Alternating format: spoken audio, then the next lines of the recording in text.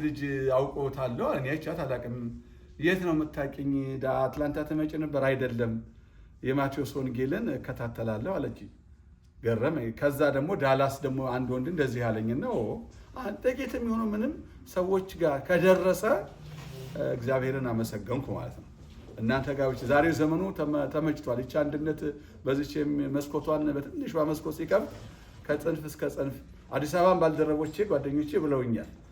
እና አገልግሎቶች ዛሬ እግዚአብሔር ይመስገን። አሁን አባ ገብረ ኪዳን በድሮ ዘመን ቢሆን ኖሮ ባህር ዳር ይሄድ አዲስ አበባ ያለ እኮ ያገኛቸው አንዳንድ ጉባኤ ካልተጋበዙ። አሁን ግን በየቤቱ የሁሉም መምህር፣ የሁሉም መካሪ፣ የሁሉም አባት ሆነዋል። እግዚአብሔር እድሜያቸውን ያርዝምልን፣ በእሳቸው ጸጋን ያፈሰሰ። በሌሎቹም መምህራን በእውነት በጣም ድንቅ ድንቅ መምህራን አሉ። እነ መምህር ብርሃኑ አድማስ፣ እነ መምህር ዶክተር ያረጋል አበጋዝ፣ እነ መምህር ጳውሎስ መልካ ስላሴ፣ ሌሎችም አያሌ አገልጋዮች፣ መዘማሪዎች፣ መካሪ አባቶች ሁሉ የጥንቱ በእውነቱ በጣም ድንቅ መካሪ ቀሲስ ማናቸው መንግስቱ ስለማይ በጣም ደስ እያለኝ ነው። አብረን እናገለግል ነበርና ዛሬ እግዚአብሔር ይመስገን አይደለ ሁሉ በእጃችን ላይ ነው። በዛው ልክ ደግሞ እነዚህ ክፉ ተናጋሪዎችም አብረው እየመጡብን ነው። እነሱ ሲመጡ እንግዲህ እፍ እያልን እንደ ጉሽ እንትን ማለት ነው። እነዚህ ምናምን የሚዘሩብንን እነሱን ደግሞ ልቡን አይስጥልን እና በጎውን እንክርዳድ ሳይሆን ስንዴ እንዲዘሩ መድኃኔዓለም ክርስቶስ ይርዳቸው። እና እንግዲህ እንዲያያዝልኝ አሁን አንድነት ወደ መጣበት ጉዳይ 10ኛው አንቀጸ ብፁዓን ሳምንት በቅድስት ኦርቶዶክሳዊ ተዋሕዶ ቤተክርስቲያን ሐሙስ ማለት ነው። ሐሙስ በጸሎተ ሐሙስ ዕለት በየዓመቱ ዋናውን ዕለት ማለት ነው። ሁልጊዜ እንማራለን። ነገር ግን በየዓመቱ ቤተክርስቲያናችን ሐዋርያዊት ናትና የጌታችንን ትህትናውን በግልጽ ታሳያለች። በጥንታውያን ኦርቶዶክስ ምስራቅ ኦርቶዶክሳዊ ቤተክርስቲያናት አምስቱ አሃት ኦሪየንታል ቤተክርስቲያናት ሁሉ እየተደረገ ነው ይታይ። አሁን ሁሉንም ነው እያየን ያለውና ዓለም አቀፍ እንደሆነ ሆሳዕና ራሱ እንዴት አሁን ሳምንት ነው መሰለኝ ያከበሩት ሞልቶ ነበር አለ የሚዲያው። ግማሹ ዘንባባ ይዞ ይጓዛል እና እኛም ጋር ደግሞ አትላንታ ላይ ለየት ያለ ነው። አህያዋንም አምጥተን ከአላባማ ያው ጀምረናል። ጥሩ ነው። አያችሁ እንዳለ ማየት ይቀርጻል ያትማልና ማለት ነው። እና እንግዲህ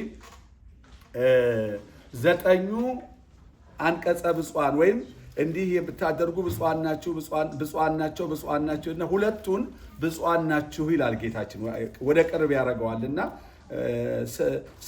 8ቱን ለሁሉም በርህቀት ያደርግና ሁለቱ ግን ሐዋርያት በይበልጥ የሚመለከታቸው ስለሆነ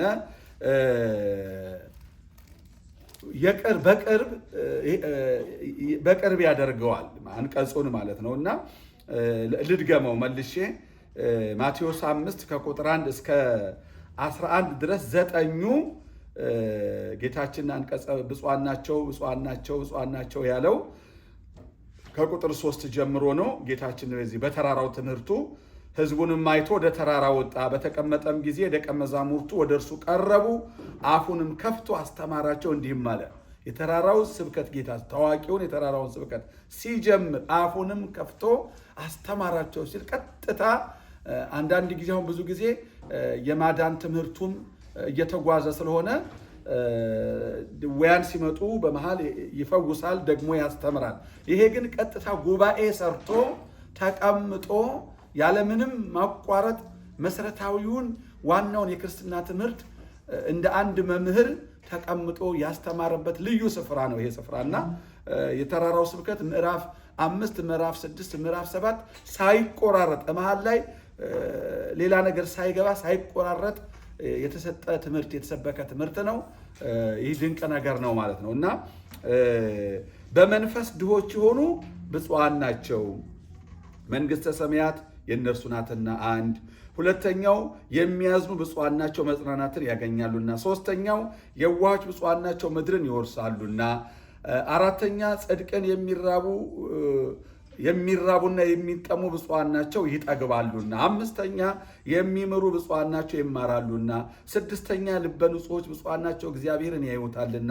7ኛ የሚያስታርቁ ብፁዓን ናቸው የእግዚአብሔር ልጆች ይባላሉና። 8ኛ ስለ ጽድቅ የሚሰደዱ ብፁዓን ናቸው መንግሥተ ሰማያት የእነርሱ ናትና። 9ኛ ሲነቅፏችሁና ሲያሳድዷችሁ በእኔም ምክንያት ክፉን ሁሉ በውሸት ሲናገሩባችሁ ብፁዓን ናችሁ፣ ዋጋችሁ በሰማያት ታላቅ ነውና ደስ ይበላችሁ ሐሴትም አድርጉ ይላል። ዝለሉም ይላል። 9ኞቹን ያው እያንዳንዱን ተርጉመን ሰፋ አድርገን ባለፈው በተከታታይ አጥንተናል። አሁን 10ኛው ነው። 10ኛው ዛሬ ረቡዕ በዚህ እንግዲህ ሳምንት ሕማማት ስለሆነ በቤተ ክርስቲያን ስለምንውል እያነበብን ሳምንት ጉባኤ አይኖረንም። የወዳኛውም ሳምንት ፋሲካ ነው። እሱንም እረፍት እናደርጋለን። ስለዚህ በዚህ እንደምደሞ 10ኛው አንቀጸ ብፁዓን በዮሐንስ ወንጌል ምዕራፍ 13 ቁጥር 16 ላይ ነው ያለው። 10 ናቸው አንቀጸ ብፁዓን። 9ኙ በየት ነው ያለው? በተከታታይ አንድ ላይ ተቀምጠዋል። በማቴዎስ ወንጌል ነው። 10ኛው ደግሞ የት ነው ያለው? በዮሐንስ ወንጌል ነው። የቃሉ ባለቤት ጌታችን ስለሆነ በ4 ወንጌላውያን ወይም ደግሞ በ2 ወንጌላውያን በማቴዎስ 9ኙን 10ኛውን በዮሐንስ ወደኛ አሳልፎልናል፣ አስተምሮናል ማለት ነው። እና 10ኛው ምን ይላል? ይህን ብታውቁ ብታደርጉትም ብፁዓን ናችሁ ይላል። ይህን ብታውቁ ማለት ነው ብታደርጉትም።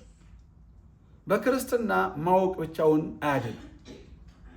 ምንም ማወቅ ለመረዳት ለመገንዘብ እና ምናልባትም ለሌሎች ለማካፈል ነው እንጂ ጠቅሞ ካላደረግን ስላወቅን ጽድቅም ቅድስናም ምሕረትም ጸጋም አይኖሩም። ይህን ብታውቁ ደግሞ እንደገና ሳናውቅም ልናደርግ እንችላለን ወይ? አንችልም። ሰው ሳያውቅ ሊያደርግ አውቆ እውቀት ሰርጾት ተረድቶት የጌታዬ ቃል ነው፣ ጌታዬ አዞኛል፣ ከእርሱ የወጣ ትእዛዝ ነው፣ እኔም የእሱ ደቀ መዝሙር ነኝ ብሎ በደንብ ተገብቶት ከዛ አምኖ ሲያደርገው የሰመረ ይሆናል ማለት ነው። ማወቅ ዘይትን በማብሪያው በመቅረዙ በእርግጥ ማቆሚያው ነው።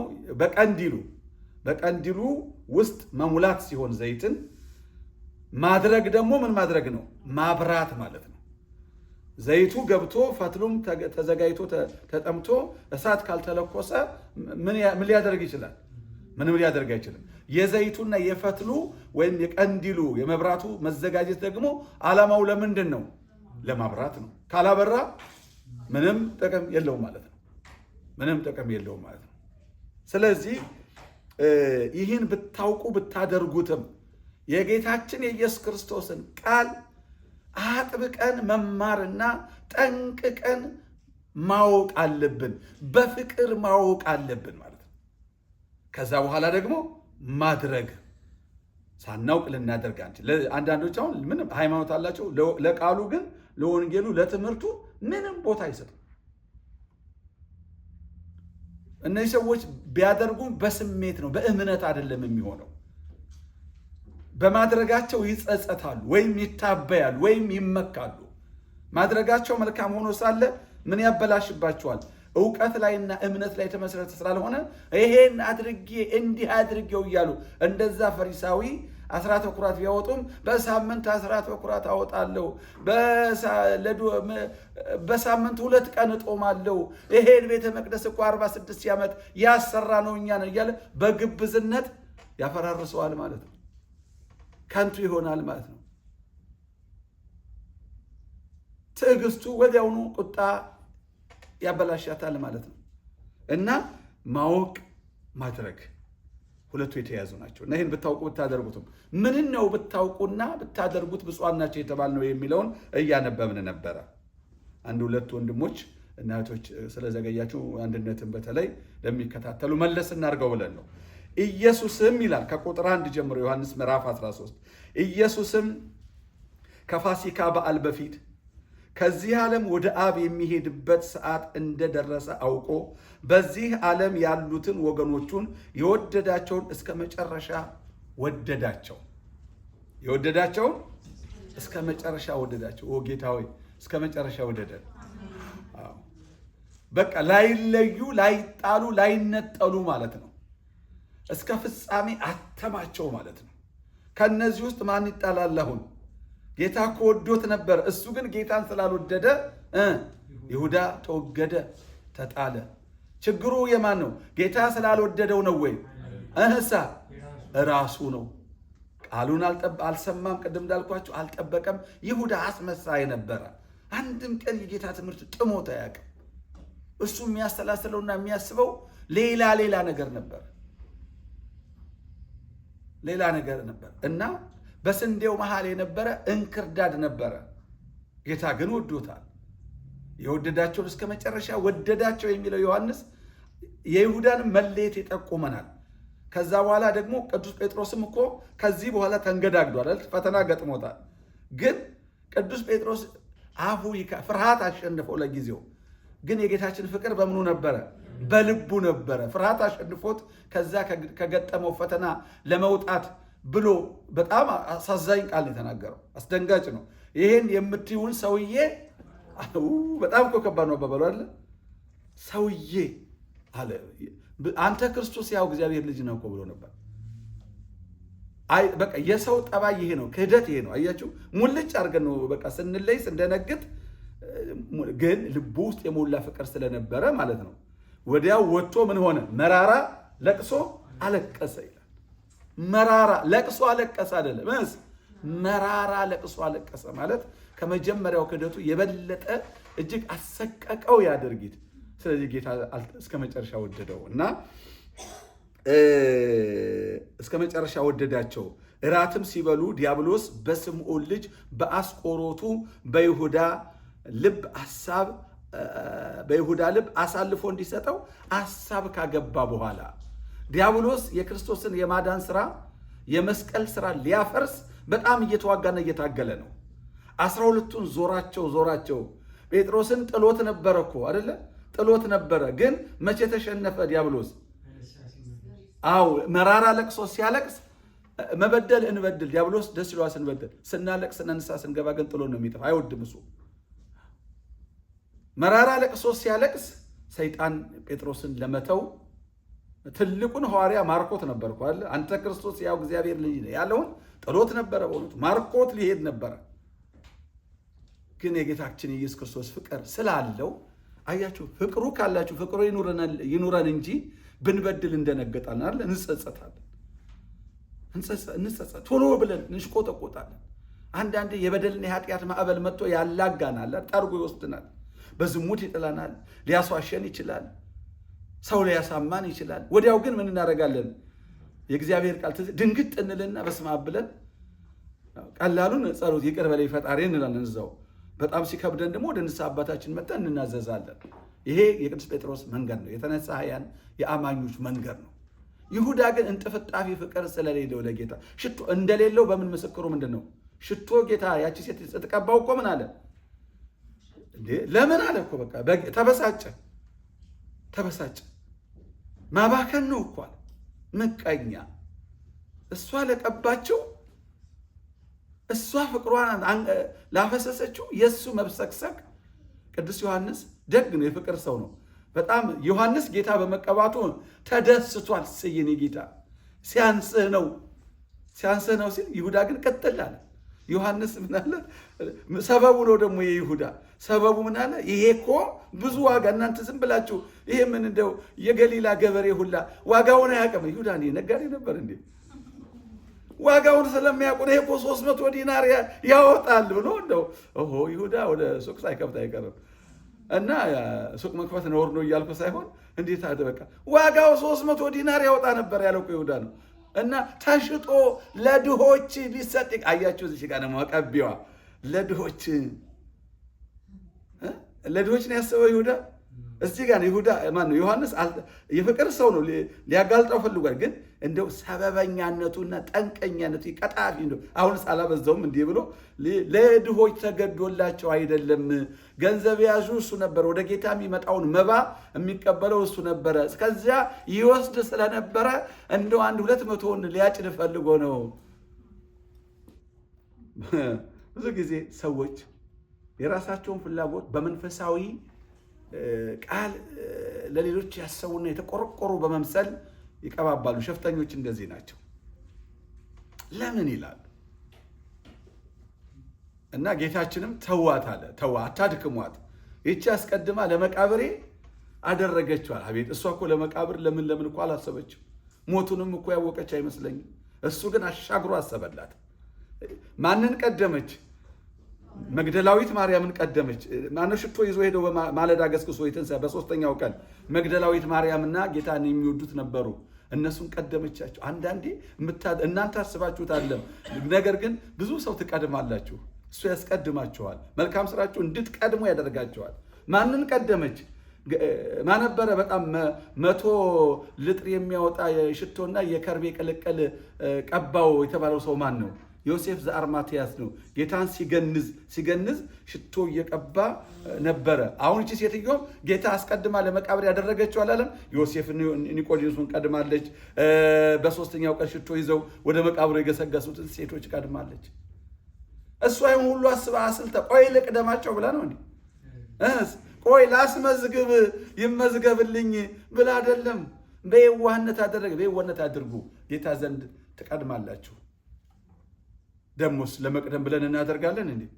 አይደለም። እኛ እናደርጋለን በየዋህነት። እገሌንና እገሌን ልቅደማቸው፣ እገሌንና እገሊትን ቀድሜ ከፊታቸው ልቆም ብለን አናደርግም። ክርስቲያኖች እንደዛ ያደርጉም እና ዲያብሎስ በስምዖን ልጅ በአስቆሮቱ በይሁዳ ልብ አሳልፎ እንዲሰጠው ሐሳብ ገባ። እግዚአብሔር ሆይ አንተ ጠብቀን፣ ዲያብሎስ ሐሳብ በልባችን እንዳያገባ። ኢየሱስም ሐሳብ ካገባ በኋላ ኢየሱስ አብ ሁሉን በእጁ እንደሰጠው ከእግዚአብሔርም እንደወጣ ወደ እግዚአብሔርም እንዲሄድ አውቆ ልክ ሐሳብ አሳልፎ እንዲሰጠው አለ ያገባው። አሁን ሞቱ ተቆረጠ ማለት ነው። ዓለምን ሁሉ በደሙ ሊዮጅ እንደሆነ ጊዜው እንደደረሰ ማወቁን ወይም ደግሞ መዘጋጀቱን ነው የሚነግረን ያለው ዮሐንስ። ከእራት ተነሳ። ጌታችን ከእራት ብድግ አለ፣ ልብሱንም አኖረ፣ ማበሻም ጨርቅ ወስዶ ታጠቀ። በኋላም በመታጠቢያው ውሃ ጨመረ። የደቀ መዛሙርቱንም እግር ሊያጥብና በታጠቀበት ማበሻ ጨርቅ ሊያብስ ጀመረ። ወደ ስምዖን ጴጥሮስም መጣ። እርሱም ጌታ ሆይ አንተ የእኔን እግር ታጥባለህን? አለው። ኢየሱስም መልሶ እኔ የማደርገውን አንተ አሁን አታውቅም፣ እኔ የማደርገውን አንተ አሁን አታውቅም፣ በኋላ ግን ታስተውለዋለህ አለው። ጴጥሮስም የእኔን እግር ለዘላለም አታጥብም አለው። ኢየሱስም ካላጠብሁህ ከእኔ ጋር ዕድል የለህም ብሎ መለሰለት። ስምዖን ጴጥሮስም ጌታ ሆይ እጄንና ራሴን ደግሞ እንጂ እግሬን ብቻ አይደለም አለው። ኢየሱስም የታጠበ እግሩን ከመታጠብ በቀር ሌላ አያስፈልገውም፣ ሁለንተናው ግን ንጹሕ ነው። እናንተም ንጹሐን ናችሁ፣ ነገር ግን ሁላችሁ አይደላችሁም አለው። አሳልፎ የሚሰጠውን ያውቅ ነበርና፣ ስለዚህ ሁላችሁ ንጹሐን አይደላችሁም አለ። እግራቸውንም አጥቦ ልብሱንም አንስቶ ዳግመኛ ተቀመጠ። እንዲህም አላቸው፣ ያደረግሁላችሁን ታስተውላላችሁን? እናንተ መምህርና ጌታ ትሉኛላችሁ፣ እንዲሁ ነኝና መልካም ትላላችሁ። እንግዲህ እኔ ጌታና መምህር ስሆን እግራችሁን ካጠብሁ፣ እናንተ ደግሞ እርስ በርሳችሁ እግራችሁን ትተጣጠቡ ዘንድ ይገባችኋል። እኔ ለእናንተ እንዳደረግሁ እናንተ ደግሞ ታደርጉ ዘንድ ምሳሌ ሰጥቻችኋለሁና እውነት እላችኋለሁ፣ ባሪያ ከጌታው አይበልጥም፣ መልእክተኛም ከላከው አይበልጥም። ይህን ብታውቁ ብታደርጉትም ብፁዓን ናችሁ። ስለ ሁላችሁ አልናገርም፣ እኔ የመረጥኋቸውን አውቃለሁ አለ። ይሄ ነው 10ኛው አንቀጸ ብፁዓን። ይህን ብታውቁ ብታደርጉትም ብፁዓን ናችሁ አለ። እንወቅ እንግዲህ እግዚአብሔር ይግለጸልን። በጊዜው ቅዱስ ጴጥሮስ አውቆ ነበር ወይ? አላወቀም። ሐዋርያት አውቀው ነበር ወይ? አላወቁም። አሁን የማደርገውን አታውቁም አላቸው። በኋላ ግን ታስታውሉታላችሁ ታስተውሉታላችሁ። ማወቅና ማስተዋል ደግሞ ጊዜ አለው። አንዳንድ ሰው እፊቱ የሚደረገውን ነገር ብዙ አሁን ቤተክርስቲያን የምታደርገውን ነገር እንደው ያውቀዋል አያውቀውም እኮ ዕለት ዕለት ስናውቀውና ስናስተውለው ነው የት እንዳለን የምናውቀው። ቅዳሴዋን የምናውቀው ከመላእክት ጋር እንደቆምን ከሱራፌል ጋር ከኪሩቤል ጋር እንደተሰለፍን ቅዱስ ቅዱስ ቅዱስ እንደምንል የምናውቀው ስናስተውለው ነው። አለዛ ስልችት ያላቸው ሰዎች እያዛጉ አያልቅም ወይ እያሉ በሰለቸ ስሜትና መንፈስ ቅዳሴ ውስጥ ወይ አልቀሩ ወይ አልተዉት ወይ አልተደሰቱበት አይነት ይሆናል ማለት ነው።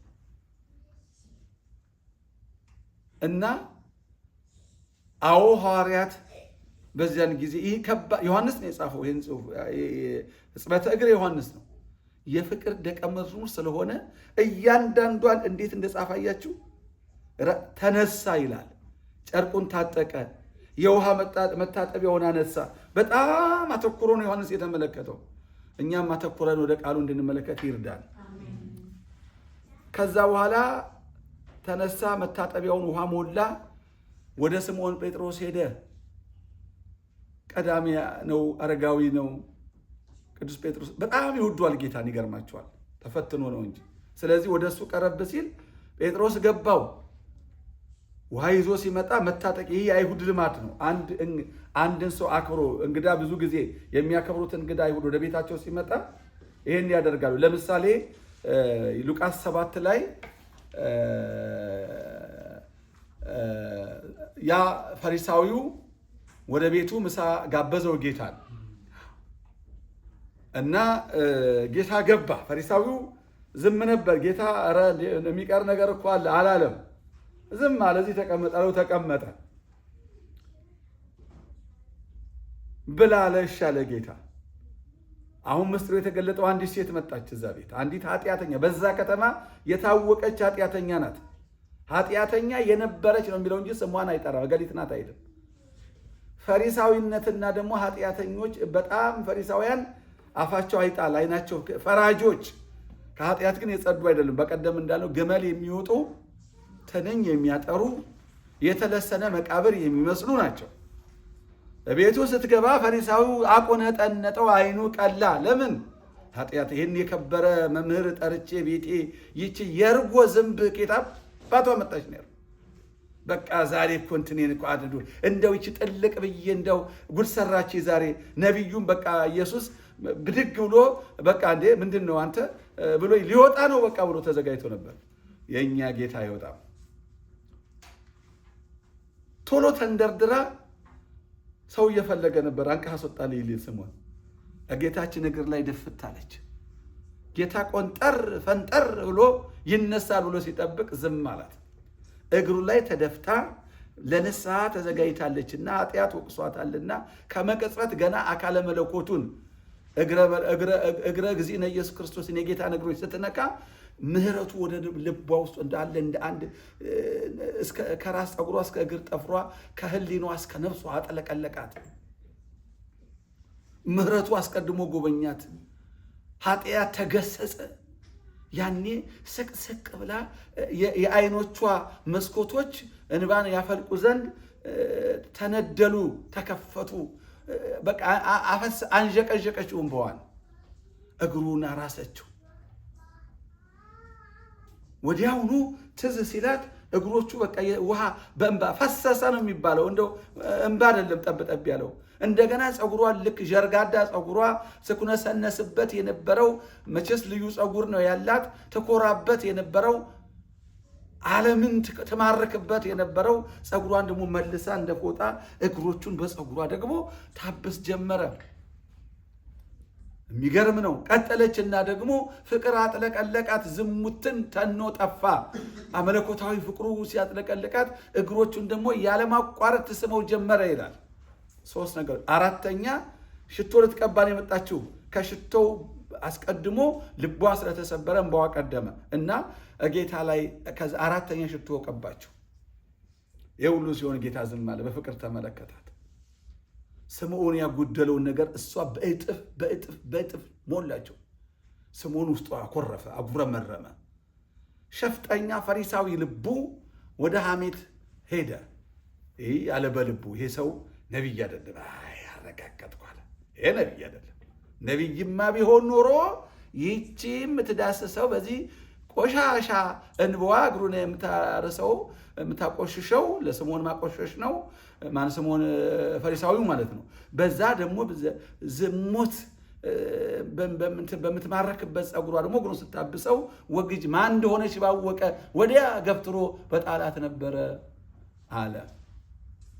ታላቁ መምህር የልብን የሚያውቀው የልብን ለሆሳስ እለታጸሞ ለሆሳሰ ልብ አለ ቅዱስ ጊዮርጊስ ዘጋስጫ። ሥላሴን ነው ለታጸሞ ለሆሳሰ ልብ ወትጼመሙ ብዝሃ ንባብ። የንባብ የንግግር በቃ ይሄ በቋንቋኛ አሁን እንደው በቋንቋ ቀልጥፍና አለ እንደው ንግግራችን እንዲዋብልን እንዲያምርልን እኛ ሰባኪዎቹ መምህራኑ እኮ አንዳንዴ ነው እግዚአብሔርን ስንረሳ እኮ ንግግር አሳመሪዎች ነው። ለትጸመሙ ብዝሃ ንባብ የንግግርን ችላ የምትሉ ወለታጸሙ ለሆሳሰ ልብ የልብን ድምፅ የምትሰሙ ይላል አባ ጊዮርጊስ። መልክ ነው የሰሙነ ሕማማት መልክ ነው።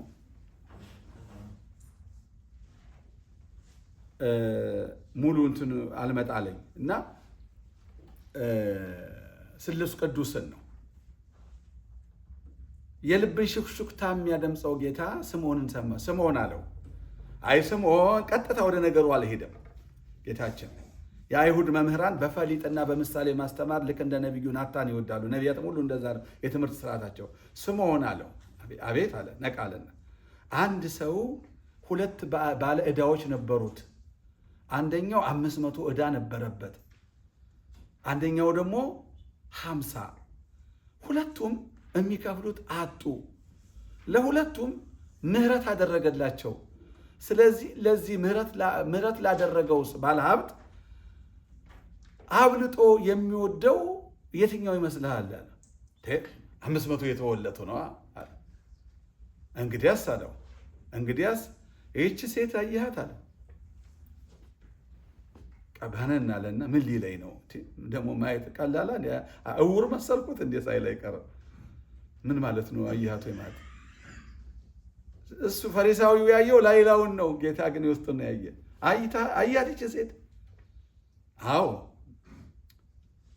አንተ አሁን ቅድም ያልኳችሁ ነው። አንተ ወደ ቤትህ ስገባ ለእግሬ ውሃ አላቀረብክልኝም አለ።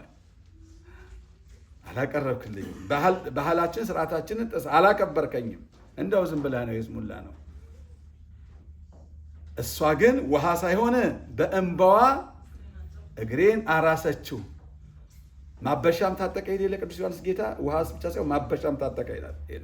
አጥቦ በማበሻ ደግሞ ያደርቃሉ፣ ይስማሉ፣ እንግዳውን ያከብሩታል። ስለዚህ እሷ እግሬን በእንባዋ አጠበችው፣ በፀጉሯም አበሰችው። አንተ አልሳምከኝም።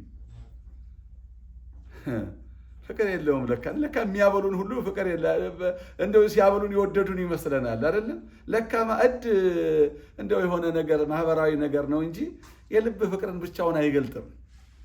ለይህ አይደለ አበሾች አባቶቻችን ከፍትፍቱ ፊቱ የሚሉት። እሷ ግን ከገባች ጀምራ እግሬን ከመሳም አላቋረጠችም አለ። አንዴ ሁለት ያለ አላቋረጠችም። እውነተኛ ፍቅር አያቋርጥም። ወረተኛ ፍቅር ያቋርጣል። ወዲያው የሳመውን ጉንጭ በጥፊ ይመታል ወረተኛ እና ይነክሳል። ደረ ከዛ አልፎ ይነክሳል። እና አንተ ዘይት አልቀባኝም። ዘይትም ይቀባሉ። የወይራ ዘይት፣ ቅዱስ ዘይት፣ ዘይት የከበርክ እንግዳ የለመለምክ እንግዳ ማለት ነው። እሷ ግን ሽቶ ዋጋው ውድ የሆነ ሽቶ ቀባችኝ።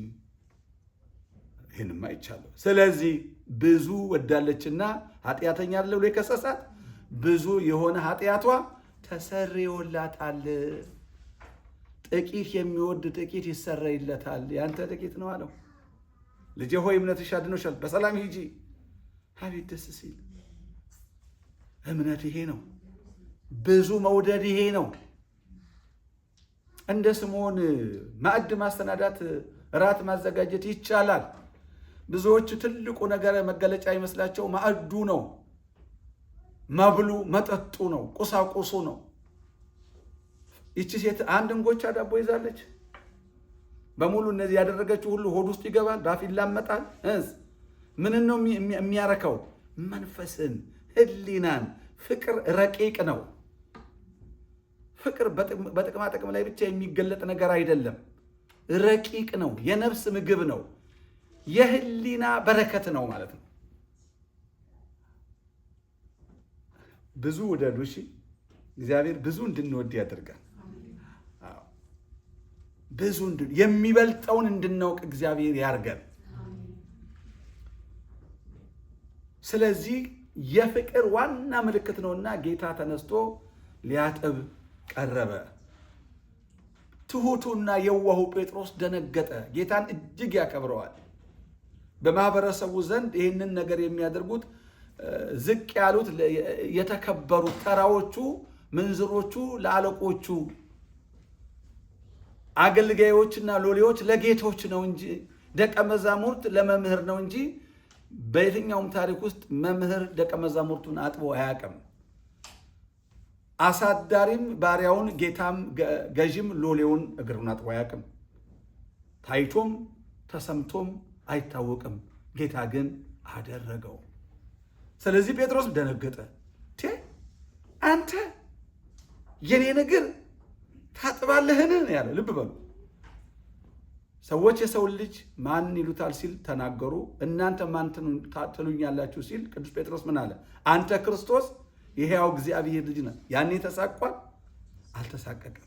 ጥብርያዶስ አሳ ሲበሉ ዳቦ ሲበሉ፣ ቃና ዘገሊላ አስደናቂ ወይን ጠጅ ሲጠጡ ጴጥሮስ ተደንቋል? ማነው ተሳቋል? ዛሬ ግን አያችሁ ትህትናይቱ እጅግ ታላቅ መሆኗን ሁሉም ደነገጡ። ጴጥሮስ ደነገጠ። አንተ የኔን እግር ታጥባለህን አለው። ኢየሱስም መልሶ እኔ የማደርገውን አንተ አሁን አታውቅም፣ በኋላ ግን ታስተውለዋለህ አለው። ጴጥሮስ ይሄን ቢለውም አልፈቀደም። እንደውም አጠበቀ ቃሉ። አንተ ለዘላለም የኔን እግር አታጥብም። አክብሮቱ ደስ ይላል አይደለም? አንዳንድ ጊዜ ግን ተመልከቱ፣ የኛ አክብሮት አይደለም ለካ ሲገለጥ። አያችሁ፣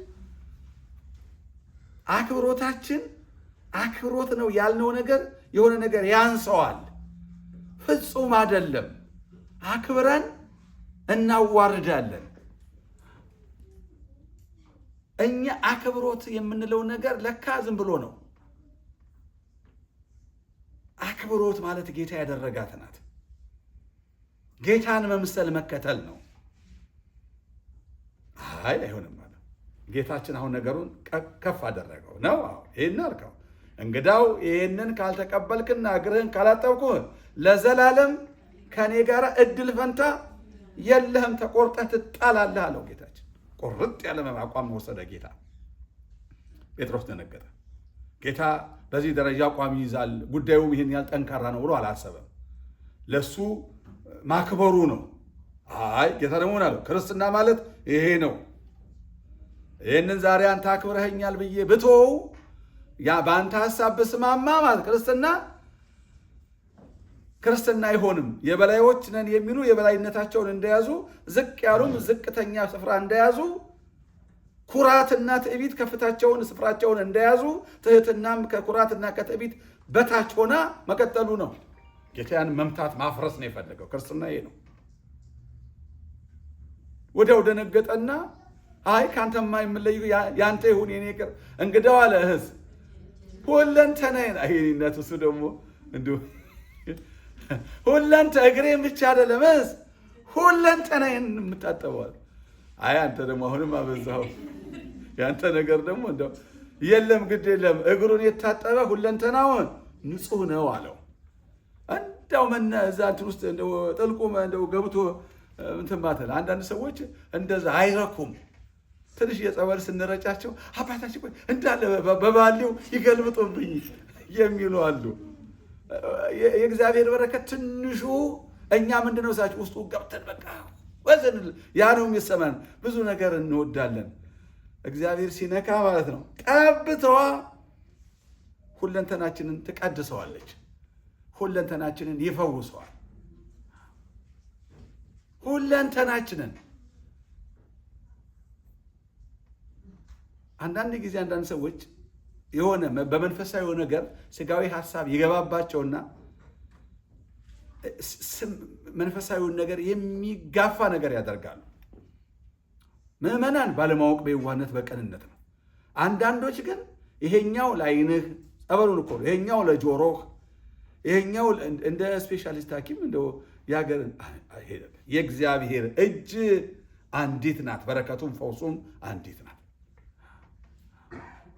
ጥቂቱ እግዚአብሔር መንፈስ ቅዱስ ከቀረበን ማለት ነው ጥቂቱ ከውቅያኖስ ውሃ ይሰፋል። እሱ ከሌለበት ደግሞ ውቅያኖስ ባዶ ውሃ ነው። ይህን ነው ማወቅ ያለብን። እና እጾና አለ እሻሉታስ ደስ አላቸው። ከአንተ ጋር የሚያስተባብር ክርስትና እንደው ለዘመናት እንደው እየተቆረቆሩ አሁን አታስተውሉትም፣ በኋላ አሁን አታውቁትም ማድረግ በኋላ ነው አላላቸውም። ብዙውን ነገር አለ። እንደው ቅዱስ ጴጥሮስ የዛን ቀን እንቅልፍ የወሰዱ አይመስለኝም። ባይቆጣኝ እኮ አያጥበኝም ነበር፣ እሻልለውም ነበር። ወይኔ አጠበኝ፣ ወይኔ ተዋረደ፣ የተዋረደ ነበር የመሰለው። ኋላ ግን ገባቸው። ከመንፈስ ቅዱስ ጰራቅሊጦስ በኋላ ለካ ክርስትና እንዲህ ነው። እኔ አሁን አንዳንድ ጊዜ ቤተ ክርስቲያን እያስታወሰች እያስተማረች በምልክትነት መኖሯ እጅግ መልካም ነው። ግን ለአንድ ቀን አይደለም። አባቶቻችን ሊቃነ ጳጳሳት በአንድ ቀን በዓመት እንዲያሳዩን አይደለም። እኔም ቄሱ በአንድ ቀን እንዳደርገው የዘላለም የምንጊዜም ሕይወቴ እንዳደርገው ነው፣ ትህትናዬ እንዳደርገው ነው እንድናደርገው። ይሄ ነው ክርስትና። ብዙ ሰው ግን ሲያደርገው አይታችሁ ታውቃላችሁ። የግድ እኮ እግር ማጠብ ነው ማለት እኮ አይደለም አይደለ? የግድ ነው እኮ አይደለም። ምንን ነው የሚያስተምረው? ነው ትህትናን ነው። ትህትና በአማኞች ዘንድ፣ ትህትና በአገልጋዮች ዘንድ በዚህ ልክ ግን አለ ወይ ነው? አለ። በዚህ ልክ እንከባበራለን፣ በዚህ ልክ እንዋደዳለን፣ በዚህ ልክ አንዱ ለአንዱ ዝቅ ይላል። ከእናንተ ታላቅ ሊሆን የሚወድ ቢኖር ታናሽ ይሁን ማለት እኮ ነው፣ በተግባር ማለት ነው። ከእናንተ ታላቅ ይሆን የሚወድ ታናሽ ይሁን አድርጎ ያሳይ። ኑሮው ይሁን ሕይወቱ ይሁን ነው ያለው ጌታችን። እንድናውቀው እንድናደርገው እንድናስተውለው በቸርነቱ ይርዳን። አዎ የኛ ጌታ አድርጎ ያሳየን ነው። ሁሉን ነገር በቃል ብቻ አድርጎ አሳይቶናል። ከዚህ በላይ ምን ያሳየን? አህያ ላይ ከመቀመጥ በላይ እንደ አንድ እረኛ ምን ያሳየን? የደቀ መዛሙርቱን ተቃወሙ እኮ፣ ደነገጡ እኮ። ከኔ ጋር እንግዲያው አትኖሩም ስላላቸው ነው የፈቀዱት። ትሁት ያልሆነ ሰው ትዕቢተኛና ኩሩ ከጌታ ጋር ህብረት አለው ወይ? አንድነት አለው ወይ? በፍጹም የለውም። በፍጹም የለውም፣ አይኖረውም። ስለዚህ ልቡናችንን ለትህትና ዝቅ እናደርግ። ትዕቢተኛና ኩሩ መንፈስ ይሰበር፣ ራሱን ዝቅ ያደርግ። ከጌታ ጋር ያኔ ከፍ እንላለን። ራሱን ከፍ ከፍ የሚያደርግ ሁሉ ምን ይሆናል አለ ጌታችን? ይዋረዳል። ዝቅ የሚያደርግስ ከፍ ከፍ ይላል፣ ይከብራል። በሰው ዘንድ አይደለም። አንዳንድ ጊዜ ዝቅ ስንል እኮ እዛው ሊረግጡን የሚፈልጉ ክፎች እኮ አሉ አይደለ? ባጎረስኩ እያልን እኛም እናዝናለን አይደለ? ባጎረስኩ ተነከስኩ። ስታጎርሷቸው የሚነክሱ ክፎች የሉም ማለት አይደለም። እግራቸውን ስላጠብናቸው ያከብሩናል አይደለም። ክብራችን ግን በማዘንድ ነው፣ በእግዚአብሔር። በሰዎችማ ከሆነ ተስፋ እንቆርጣለን። ስናከብራቸው ማክበራችንን እንደ ስንፍና እንደ ድክመት ቆጥረው ቁልቁል ሊደፍቁን የሚሞክሩ ብዙዎች ናቸው። ባከበሯቸው ሰዎች የተዋረዱ፣ ባጎረሷቸው ሰዎች የተከሰሱ የተነከሱ፣ በወደዷቸው ሰዎች የተካዱ የተሳደዱ በጣም ብዙ አሉ። ክብሩ በምድር እንዳይመስላችሁ፣ እዛው ሰው ከሰው እንቀበላለን። አትጠራጠሩ፣ በእግዚአብሔር ዘንድ ግን እንከብራለን። በመንግስቱ ያከብረናል፣ ልጄ ይለናል፣ ይቀበለናል፣ ይወደናል። ከሱ ጋር እድል ፈንታችን ለዘላለም እናጸናለን፣ እናትማለን ማለት ነው። የክብር ባለቤት ጌታችን ይህን ያህል ያስተማረን መምህራችን ለስሙ ክብር ምስጋና ይሁን። ውዳሴ አምልኮ ለጌትነቱ ይሁን። የጌታ እናት ርኅራኄ ልቡና የባሪያይቱን መዋረድ አይቷልና ብላ በትህትና በዝቅታ ለውሻ ለተጠማ ውሻ በመራራት የምትታወቅ ደጓ እናታችን በረከቷ አይደርብን። እሱን የተከተሉ በወንጌሉ የተከተሉ በግብሩ የመሰሉ ባሪያነቱ የመሰሉ የቅዱሳን አባቶቻችን የደጋጎቹ የሐዋርያት የነቢያት የሰማዕታት የአበው ሊቃውንት የአበው ቅዱሳን የእናቶቻችን ሁሉ በረከት ከኛ ጋር ይሁን። እግዚአብሔር በቃሉ ያኑረን።